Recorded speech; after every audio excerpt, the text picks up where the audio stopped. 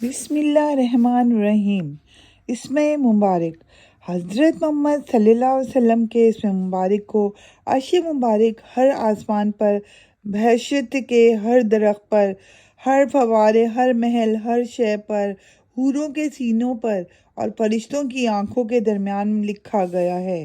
حضرت محمد صلی اللہ علیہ وسلم کا نام مبارک محمد اللہ جل شانہ کے نام مبارک محمود سے نکالا گیا ہے، اور یہ نام آپ کے دادا جان کے دل میں ڈال دیا گیا تھا تاکہ وہ آپ کا نام محمد صلی اللہ علیہ وسلم رکھے۔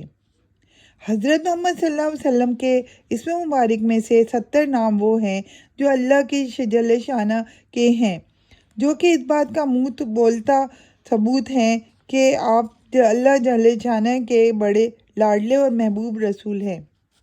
حضرت محمد صلی اللہ علیہ وسلم کا اسم مبارک احمد بھی ہے، جو کہ آپ صلی اللہ علیہ وسلم کی والدہ ماجدہ نے رکھا۔